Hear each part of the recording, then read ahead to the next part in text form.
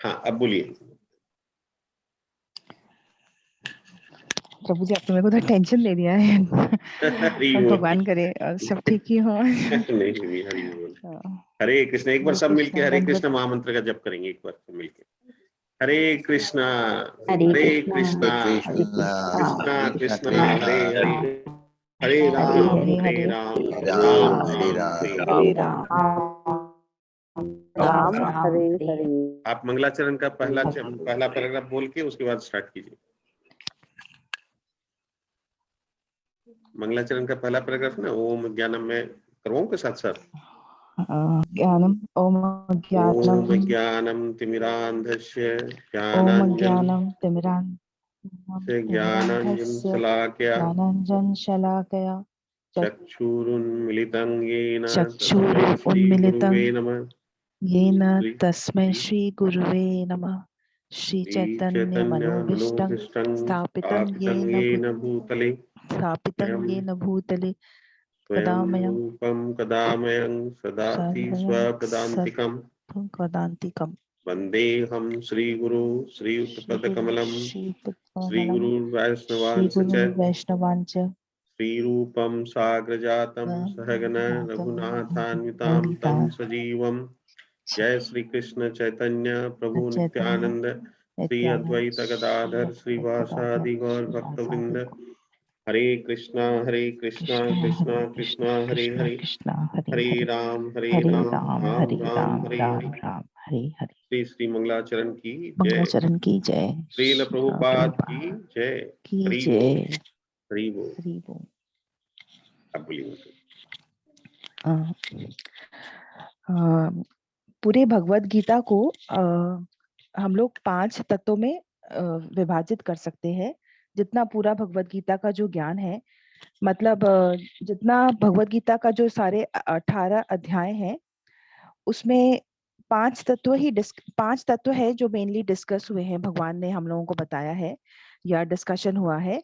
पहला है ईश्वर। जैसे अगर हम लोग देखें तो ईश्वर के बारे में डिस्कशन होता है 15th अध्याय में, 8th अध्याय में, 13th अध्याय में, और स्टार्टिंग से तो है ही डिस्कशन। फिर है जीव। जीव का डिस्कशन होता है 2nd अध्याय में, 15th अध्याय में, 7th अध्याय में, 13th चैप्टर में, इस तरह से। तो जितने अध्याय हैं इसमें 5 तत्व डिस्कस होते हैं। मेन है ईश्वर, जीव, प्रकृति, काल और कर्म। आज हम लोग इन्हीं 5 को डिस्कस करेंगे। सर्वप्रथम है ईश्वर, माने हम लोग ईश्वर के विज्ञान को डिस्कस करेंगे, जीव के स्वरूप को फिर डिस्कस करेंगे। ईश्वर का अर्थ होता है नियंता, मतलब जो हम लोगों को कंट्रोल करता है, और जीव का अर्थ होता है नियंत्रित, जिसको भगवान मतलब कंट्रोल करते हैं। तो ईश्वर क्या है? ईश्वर अथवा भगवान अथवा कृष्ण अथवा ब्रह्म, परमात्मा, हम लोग जिस भी नाम से हम लोग समझना चाहें या हम लोगों को समझ में आए, अथवा नियंत्रित करने वाला या सर्वश्रेष्ठ। जैसे हम लोग देखते हैं कि 7वें अध्याय के 7वें श्लोक में भगवान बोलते हैं, मुझसे श्रेष्ठ कोई नहीं है। जिस प्रकार मोती धागे में गुथे रहते हैं, उसी प्रकार सब कुछ उन पर ही आश्रित है। फिर भगवान हमें इसी अध्याय में बताते हैं कि जिस प्रकार वृक्ष अपने जड़ों को फैलाता है, वे भी अपनी सभी शक्तियों के द्वारा अपने आप को विस्तृत करते हैं। फिर 10वें अध्याय में भगवान ईश्वर के बारे में, अपने बारे में बताते हैं, अहम सर्वस्व प्रभवो मत सर्व प्रवर्तते इति मत्वा भजन्ते मां बुधा भाव समन्विता। मैं समस्त आध्यात्मिक तथा भौतिक जगतों का कारण हूँ। प्रत्येक वस्तु मुझसे ही उद्भूत है। जो बुद्धिमान या भली बाती जानते हैं, वे मेरी प्रेमा भक्ति में लगे रहते हैं तथा हृदय से उनकी पूजा करते हैं। तो भगवान स्वयं हम लोगों को बताते हैं भगवत गीता के थ्रू कि जितनी जितनी भी चीजें हम लोग देखते हैं, जितने भी संसार में कोई भी चीज, चाहे उसमें चेतन हो या ना हो, सब कुछ उनसे ही उद्भूत है। इसी चैप्टर में आगे हम लोगों को भगवान बताते हैं अपने पुरुषा अवतार के बारे में, जो हम लोग कई बार पढ़ चुके हैं, कि कैसे कारुण्यदक्षाय विष्णु, गर्भोदक्षाय विष्णु और क्षीरोदक्षाय विष्णु के माध्यम से भगवान अपना सारा विस्तार करते हैं। और जितनी भी चीजें हम लोग संसार में देखते हैं, वो सब उनसे ही है। और हर एक प्रत्येक वस्तु में ईश्वर हैं, प्रत्येक वस्तु में कण, छोटे से छोटे कण में भी परमात्मा है। तो इस तरह से हमें पता लगता है कि इस किस किस तरह से ईश्वर सर्वव्यापक सब जगह है, सब जगह उनका उनका प्रेजेंस है। और अगर किसी चीज में अगर ईश्वर नहीं है तो वो चीज, उस चीज का अस्तित्व है ही नहीं। भगवान हमें ये भी बताते हैं कि चौथे अध्याय में 4.6 एक्चुअली श्लोक में बताते हैं कि यद्यपि मैं अजन्मा हूँ, अविनाशी हूँ, और यद्यपि मैं समस्त जीवों का स्वामी हूँ, तो भी मैं प्रत्येक युग में अपने आदि दिव्य रूप में प्रकट होता हूँ। भगवान तो हमेशा से है ही। जब ये सृष्टि नहीं थी तब भी भगवान थे, और जब ये सृष्टि नहीं रहेगी तब भी भगवान रहेंगे। भगवान अजन्मा है और अविनाशी है, मतलब शाश्वत हैं। वो भगवान हमेशा ही रहेंगे। जब इस सृष्टि का पूरा विनाश हो जाएगा, जो हम लोग आगे पढ़ते हैं कि कल्प का अंत होता है, या ब्रह्मा जी के 1000 वर्ष जो है वो खत्म होते हैं, तो सारी सृष्टि अपने आप को समेट लेती है, तब भी भगवान तो रहते ही हैं, हम नहीं रहते। तो भगवान अजन्मा है और अविनाशी है। वो समस्त जीवों के स्वामी हैं, और वो सभी प्रत्येक युग में वो जन्म भी लेते हैं। जैसे कि हम लोगों ने देखा कि द्वापर युग में भगवान श्री कृष्ण जब जन्म लेते हैं तो वो अपने चतुर्भुज रूप में ही जन्म लेते हैं, और फिर उसके बाद वो अपने नॉर्मल रूप में आते हैं। जब उनको उनकी माता रिक्वेस्ट करती है कि नहीं अब आप वो नॉर्मल रूप में आ जाए, तब वो एक नॉर्मल इंसान की तरह आते हैं। भगवान जो है, ये जो हम लोग जैसे बद्ध जीव हैं, भगवान उसमें बंधे नहीं है। भगवान पे कोई भी जन्म मृत्यु जरा व्याधि का कोई असर नहीं होता। जैसे हम लोग देखते हैं कि महाभारत के टाइम पे जब श्री कृष्ण अर्जुन का रथ हाँक रहे थे, तो मतलब उनकी आयु 125 वर्ष के आसपास की थी। उनके सारे पुत्र पौत्र सभी वहां पे उम्र के लोग ही थे। लेकिन भगवान श्री कृष्ण को अगर हम लोग देखें उस वक्त, तो उनको देख के ऐसा लगेगा कि शायद उनकी आयु 25-30 वर्ष है। तो उनके ऊपर जो भौतिक प्रकृति का जो हम लोग सारे हम लोग जो प्रभाव है वो उन पर नहीं होता है। हम लोग ये सब इन सभी चीजों से हम लोग ये देख रहे हैं कि कैसे हम लोग भगवान को समझने की कोशिश कर रहे हैं। इसके बाद हम लोग देखते हैं कि जीव क्या है। जीव जो है वो भगवान का ही अंश है। लेकिन जैसे अगर कोई सोना का अंश होगा तो उसमें वो सोने जैसे ही पूरे गुण होंगे। अगर समुद्र का पानी होगा तो वो समुद्र का पानी के छोटा से छोटा बूंद भी समुद्र का पानी जैसा ही होगा। तो जीव भगवान का अंश है, तो उसमें सारे गुण जो है वो भगवान जैसे ही हैं, लेकिन सूक्ष्म मात्रा में है। भगवान 15th अध्याय में बताते हैं कि इस बद्ध जगत में सारे जीव जो है वो मेरे शाश्वत अंश हैं। बद्ध जीवन के कारण वो 6 इंद्रियों से घोर संघर्ष कर रहे हैं, और जिनमें मन सम्मिलित है। तो ये हम लोग अभी तक समझ ही चुके हैं कि हम लोग ये बद्ध जीव क्यों बोलते हैं, क्योंकि हम लोग जन्म मृत्यु जरा व्याधि में हम लोग के चक्कर में हम लोग फंसे हुए हैं, और हम लोग भगवान के ही शाश्वत अंश हैं। भगवान फिर हम लोगों को ये भी बताते हैं कि अविनाशी और दिव्य जीव जो है वो उसका नित्य स्वभाव जो है आत्मा कहलाता है, मतलब कर्म करना जो है उसे हम ये हमारा नित्य स्वभाव है। मतलब अगर हमारे शरीर अगर में आत्मा नहीं होती है तो शरीर कुछ नहीं करता, उसमें बिल्कुल चैतन्य माने उसमें कुछ भी एक्टिविटी नहीं होती। लेकिन जैसे ही शरीर में आत्मा आ जाती है तो उसमें वो कर्म करने की प्रवृत्ति आ जाती है। मतलब वो फिर शांत नहीं रह सकता। कर्म तो हम लोग को करना ही है, वो फिक्स है कि हमें नित्य कर्म करना ही है। अब हमें क्या कर्म करना है वो हम लोग डिसाइड कर सकते हैं। जब जीव में चेतना आ जाती है तो उसके कर्म के अनुसार उसे जो भगवान बताते हैं कि 84 लाख जो योनियां हैं उसमें से कोई एक शरीर उसे धारण करने के लिए मिलता है। लेकिन अगर जब जीव आध्यात्मिक जब जीव का आध्यात्मिक शरीर होता है तब उसकी एक ही योनि, एक ही शरीर होता है। जब हम लोग भौतिक चेतना में होते हैं, जब हमारा भौतिक शरीर होता है, तो हमारा स्वभाव होता है सब चीजों पे प्रभुत्व जताना। मतलब हम लोग ओनरशिप रहती है, और एक्चुअली इसी ओनरशिप के लिए ही हम लोग भौतिक वर्ल्ड में आते भी हैं, भगवान हम लोगों को भेजते भी है। लेकिन जब हम लोग आध्यात्मिक चेतना में होते हैं, तो हमारा कर्म होता है कृष्ण भावना में रहना, यानी कि भगवान की पूजा करना। हम लोग लेकिन हम लोग भगवान के अंश हैं, लेकिन जो हम लोग को कंट्रोल करने वाला है वो भगवान ही है, परमेश्वर ही एकमात्र नियंता है, और हम लोग उनके द्वारा ही नियंत्रित हैं।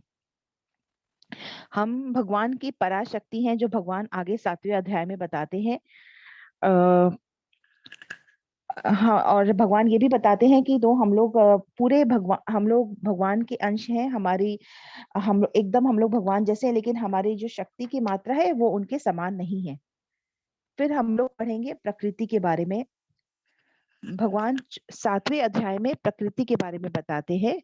भगवान बताते हैं, पृथ्वी, जल, अग्नि, वायु, आकाश, मन, बुद्धि तथा अहंकार, ये 8 प्रकार से विभाजित है परा प्रकृति मेरी। मतलब जितनी भी हम लोग प्रकृति देखते हैं, वो इसे विभाजित है।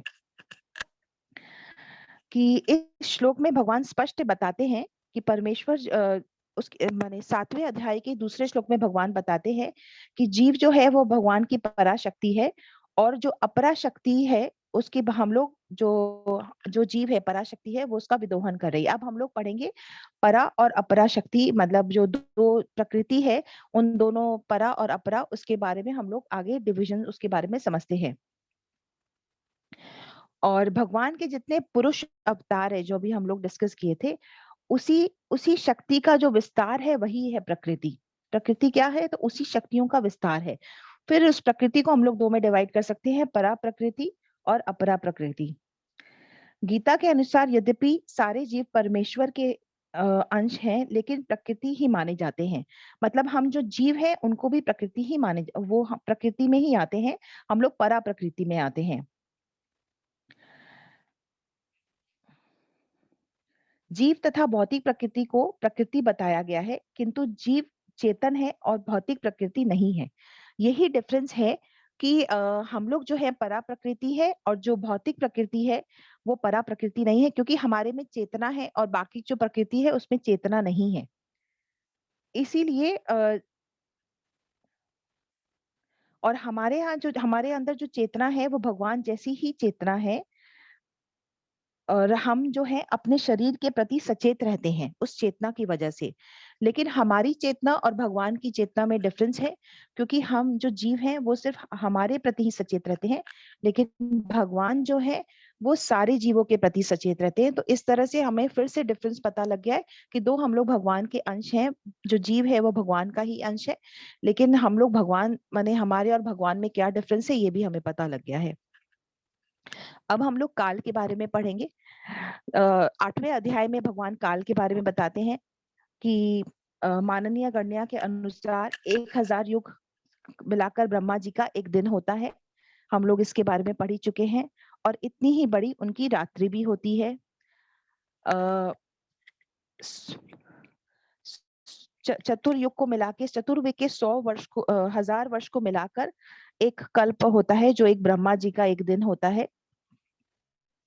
जब ब्रह्मा जी का दिन आता है तो सारे जीव प्रकट होते हैं, और जब ब्रह्मा जी की रात्रि होती है तो सारे जो जो सब कुछ है वो विलीन हो जाता है। ये काल चक्र है, और ये काल चक्र भी शाश्वत है।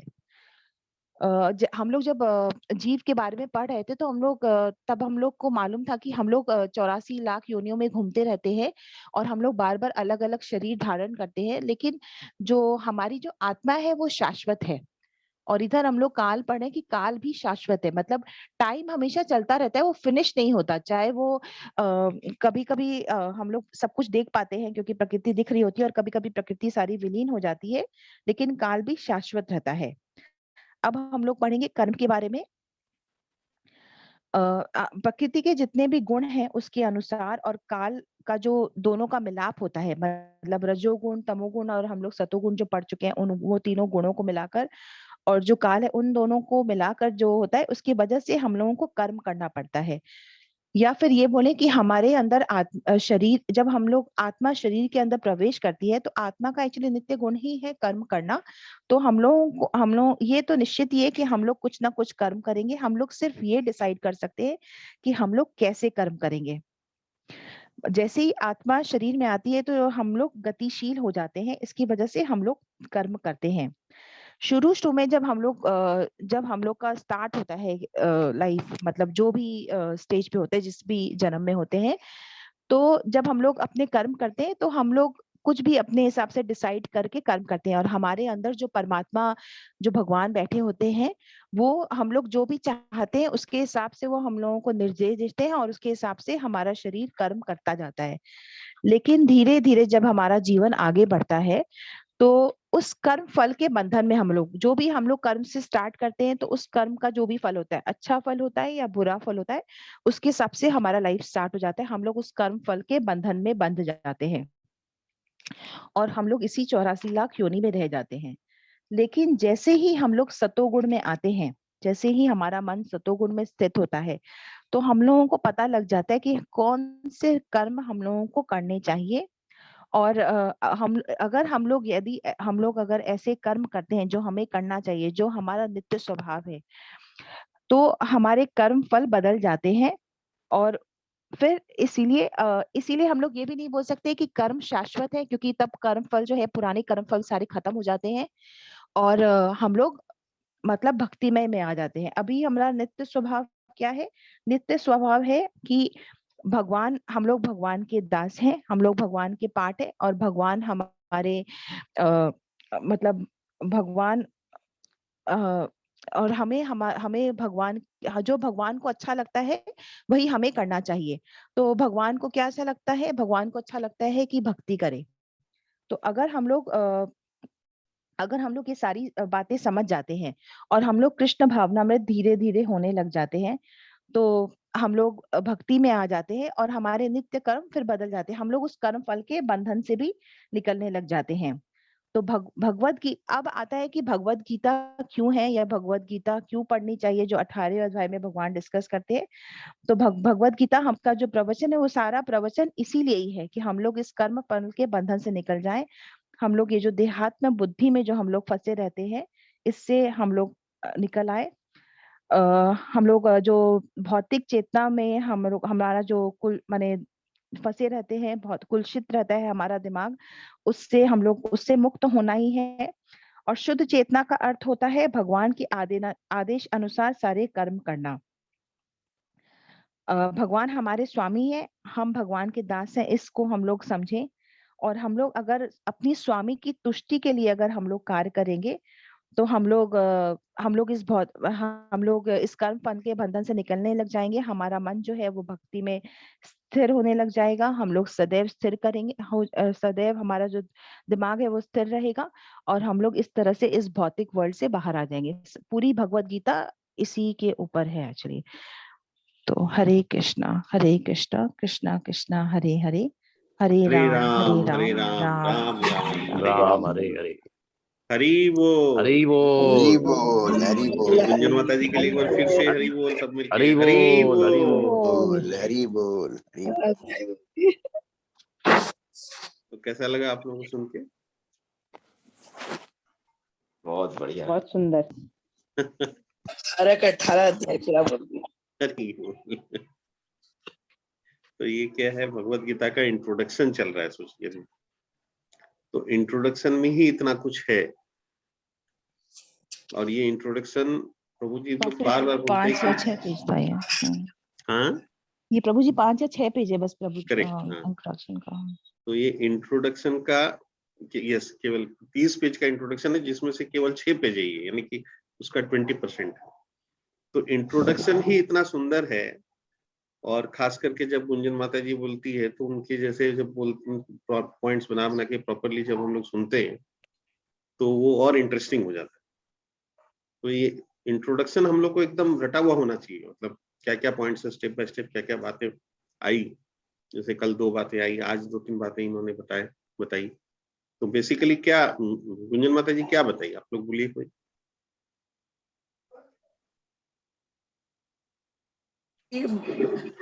हर एक जीव में परमात्मा है, भगवान है। और जैसे यह अजन्मा है, इनका कभी जन्म मृत्यु नहीं होते हैं, और हर एक जीव में भगवान है।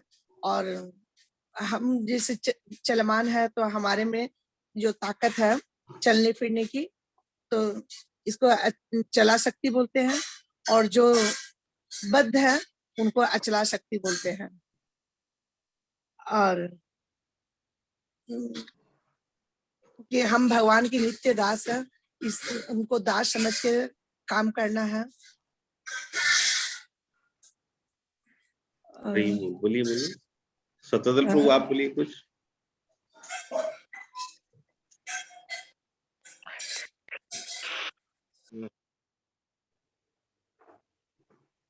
हरे कृष्णा।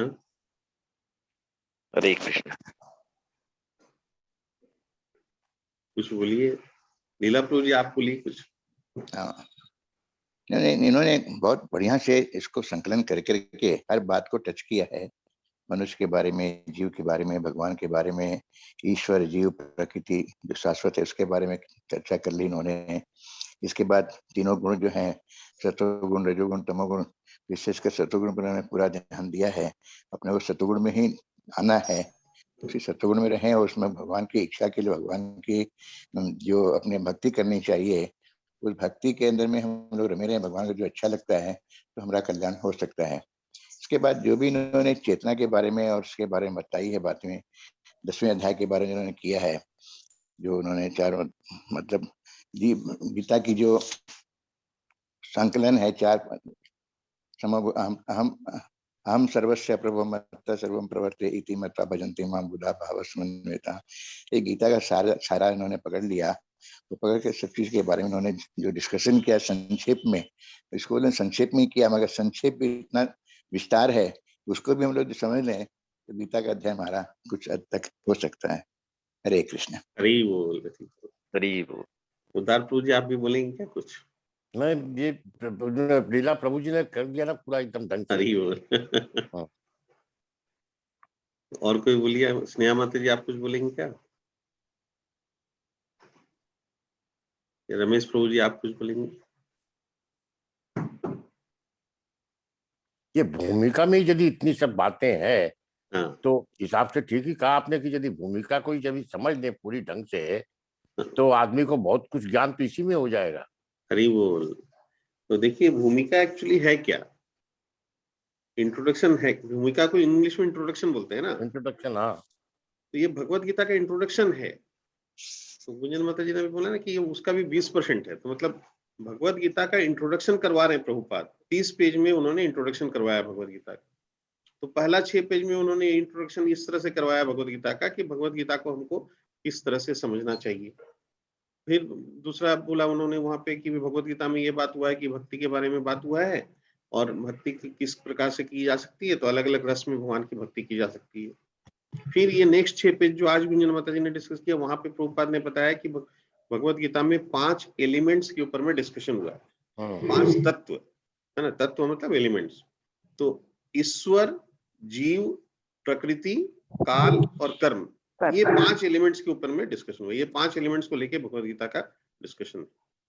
तो उसमें ईश्वर के बारे में क्या डिस्कशन है, उन्होंने अलग अलग जगह से कोट करके बताया कि ईश्वर का डिस्कशन इस तरीके से है, यानी कि ईश्वर कौन है। उनका नाम है कृष्ण, लेकिन वो ईश्वर तो ईश्वर ही है, ठीक है ना। और उनका नाम कृष्ण है। हम लोग उनको कृष्ण के नाम से जानते हैं। और कृष्ण नाम की सार्थकता भी प्रभुपाद ने बताई कि भाई कृष्ण का मतलब होता है कृष्ण, कर्षण करने वाला। कर्षण यानी आकर्षण। तो आकर्षण जो सर्वाकर्षक है वो ईश्वर है। तो ईश्वर का एक्सप्लेनेशन फिर है अलग। तो ईश्वर को हम कैसे जानेंगे? तो ईश्वर ने अपना खुद परिचय दिया कि भाई मैं कौन हूँ, मैं क्या करता हूँ, मैं किस तरह से रहता हूँ, कैसे मेरे को जाना जा सकता है। तो वो सब ईश्वर की क्या पावर्स हैं, उनके क्या माइट्स हैं, उनके क्या कैरेक्टरिस्टिक्स हैं, वो सब उन्होंने बताई। वो खुद ही बता रहे हैं, क्योंकि उनके बारे में और कोई बता ही नहीं सकता, क्योंकि ईश्वर तो एक ही है। ईश्वर तो केवल ईश्वर है, तो इसलिए ईश्वर के बारे में और कोई बता ही नहीं सकता। तो उन्होंने अपना परिचय दिया। फिर जीव के बारे में डिस्कशन है तो जीव के बारे में भी उन्होंने बताया कि ये जीव है, ये कौन है, ये हमारे शाश्वत है, वो सारी बातें उन्होंने बताई। फिर प्रकृति के बारे में डिस्कशन आ रहा है भगवद गीता में कि प्रकृति क्या है, और प्रकृति में भी जैसे इन्होंने बताया कि परा प्रकृति और अपरा प्रकृति, तो भगवान अपनी प्रकृति के बारे में पूरा बता रहे हैं। फिर काल के बारे में भगवान बताए हैं, और फिर कर्म के बारे में बताए हैं। तो ये जो 5 एलिमेंट्स को लेके पूरा भगवद गीता में डिस्कशन, तो वही इन्होंने अभी भगवत जो इंट्रोडक्शन उन्होंने बताया, और गुंजन माता जी ने इतना सुंदर से हम लोग को उसको रिवीजन करवाया। मतलब इन्होंने तो 20 मिनट में हम लोग को बता दिया, 17-18 मिनट में बता दिया। तो 6 पेज को आप केवल पढ़ेंगे तो भी अपने को 1 घंटा लग जाएगा, और इन्होंने तो, या मान लीजिए किसी को आधा घंटा लग जाएगा, तो इन्होंने तो वो 15, 17, 18 मिनट में या 20 मिनट में हम लोग को पूरा बता दिया। मतलब तो हम लोग ये सुने, और अभी रिकॉर्डिंग भी हो गया है, इसका रिकॉर्डिंग भी रहेगा, तो हम लोग बीच बीच में सुनते रहेंगे। तो ये बहुत ही सुंदर है जो आपने बोला ना कि इतना सुंदर, मतलब इतना अट्रैक्टिव है। इंट्रोडक्शन से पता चलता है ना कि इसके अंदर क्या है, तो लार्जर पिक्चर क्या है। ये तो केवल बोलते हैं ना ट्रेलर है, तो ट्रेलर से लगता है कि अच्छा, इसका मतलब लार्जर पिक्चर कुछ तो अच्छा होगा, कुछ तो इंटरेस्टिंग होगा, तो तब लोग उसके प्रति आकर्षित होंगे, तब उसके और डिटेल्स में अंदर में जाने की इच्छा हो सकती है उसमें। तो प्रचार में हमारे ये बहुत काम आता है, और इसलिए अभी जैसे आश्रम प्रभु जी ने एक वो कंपटीशन लॉन्च कर रखा है, हालांकि मेरे को पता नहीं, नीतू बोली थी उसका लिंक देंगे, दी नहीं, तो उस कोई फॉर्म है, उसमें उन्होंने ये कर रखा है कि जो हमारे यंगस्टर्स हैं, जो बच्चे हैं, उनको उन्होंने बोला कि ये इंट्रोडक्शन दीजिए, भगवद गीता दीजिए, उनको बोलिए कि इंट्रोडक्शन पढ़ेगा, पढ़ के और उसका एक वीडियो बनाएगा अपने से, माने 10 मिनट का, तो ओनली 10 मिनट्स। अभी तो हम लोग 6 पेज गुंजन माता जी से 18 मिनट में सुने, कल 6 पेज सुमन माता जी से और मुकेश प्रभु जी से हम लोग 8 मिनट में सुने, और वो बोल रहे हैं कि पूरा 30 पेज का इंट्रोडक्शन आप 10 मिनट में बोलिए। तो पहले आप पढ़ लीजिए उसको, चाहे पढ़ने के लिए आप 2 बार, 4 बार, 6 बार पढ़िए, लेकिन उसके बाद एक 10 मिनट का एक वीडियो बनाएंगे इंट्रोडक्शन के ऊपर में। तो ये यदि हम लोग करवाते हैं बच्चों से, और ये मैंने कंपटीशन उन्होंने लॉन्च किया, तो उसमें अवार्ड वगैरह भी देंगे, ऑब्वियसली रिकॉग्निशन देंगे, और उस इंट्रोडक्शन से इतना इंटरेस्ट क्रिएट हो सकता है, इसमें इतना पावर है कि डेफिनेटली एक डिफरेंट थॉट प्रोसेस हमारे अंदर आ जाएगा। हम लोग अभी तक जो भगवत गीता के बारे में जिस तरह का सोचते हैं कि ये तो भावुकता है, बैठ के क्या है, समय में है नहीं, काम धाम है नहीं, लोग के पास इतना समय है, तो बैठ के भगवत गीता के लोग क्या करते रहते हैं, हरे कृष्णा हरे राम करते रहते हैं। तो लेकिन वो जब थोड़ा सा हमारे कॉम्प्लेक्स में अपने करवा सकते हैं, अपने कॉम्प्लेक्स में 10 साल से 16 साल के बच्चों को तक के, उसके बाद आए तो सब चिकने खड़े हो जाते हैं, हम सुनेंगे नहीं, तो 10 से 15 से 16 साल तक के बच्चे जो है वो फिर भी इन्फ्लुएंस होते हैं, कुछ बात सुनते हैं। हरी बोल, एकदम बहुत अच्छा प्रपोजल है माता जी। मैं तो बोलता हूँ आप इमीडिएटली लॉन्च कर दीजिए, and it's not let it not be restricted to our complex. हम लोग कॉम्प्लेक्स को बेस करके करें, लेकिन let it not be restricted to our complex. मान लीजिए हमारे और भी जो अपने ग्रुप में ही जितने लोग पार्टिसिपेट कर रहे हैं, वो लोग के सबके खुद के कोई बच्चे हो, किसी के बच्चे मैंने बेटे बेटी हो, पोते पोती हो, दोते दोती हो, या और भी कोई पड़ोसी हो, रिश्तेदार हो, कोई भी कर सकता है। तो हम लोग एक अलग से भी कर सकते हैं लॉन्च। प्रभु जी वाला अभी क्या हो गया क्या?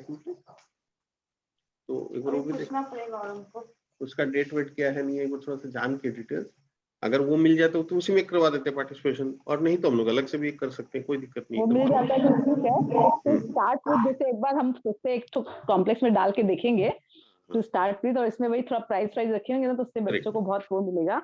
एकदम करिए। नीतू भाभी से हम बात कर लेंगे, नीतू भाभी से हाँ, बात करके इसका आइडिया लेके ना, तो Correct. ये हमको लग रहा है कि I mean it can be worked out. हाँ हाँ एकदम करिए, लेट अस डू इट। आप ये इनिशिएटिव लेके थोड़ा नीतू के साथ कोऑर्डिनेट करके करिए, ये बहुत अच्छा आइडिया है।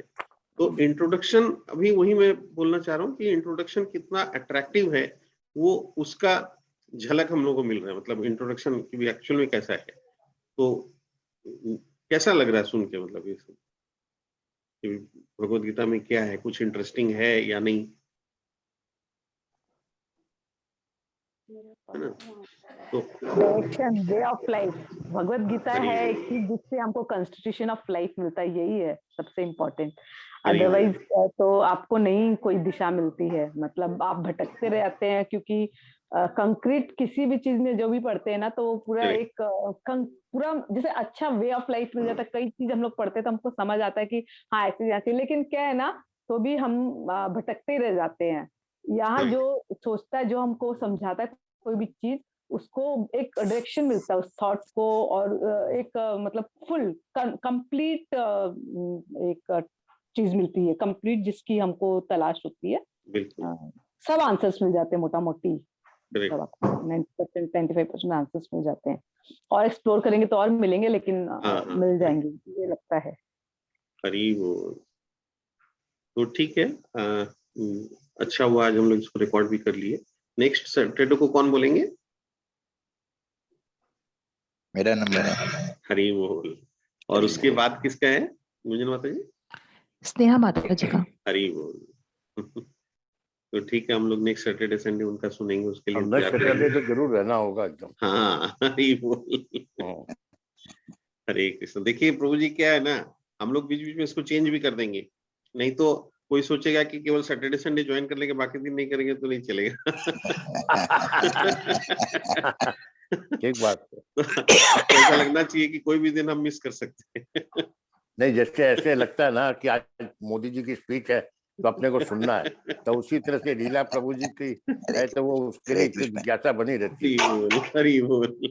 हरे कृष्ण हरे एकदम कृष्ण। ठीक है, लेकिन मेरा कहने का मतलब वो कोई भी दिन अपीयर हो सकता है, मतलब हम लोग इसको शेड्यूल जरूर को जरूर, कभी भी अच्छी चेंज बात। कर सकते हैं, ताकि क्या है कि हाँ, भक्तों इंटरेस्ट का बना रहेगा फिर। हाँ भक्तों का संग जो है वो हम लोग का नहीं छूटे, बस नहीं वही। चैंटिंग हमारी चलती रहे। हरे कृष्णा। हरे कृष्णा। हरे कृष्ण हरे आईफोन कृष्ण। आईफोन किसका है, मतलब रेखा माता जी का है क्या? वही उनका ही रहता है। हरी बोल।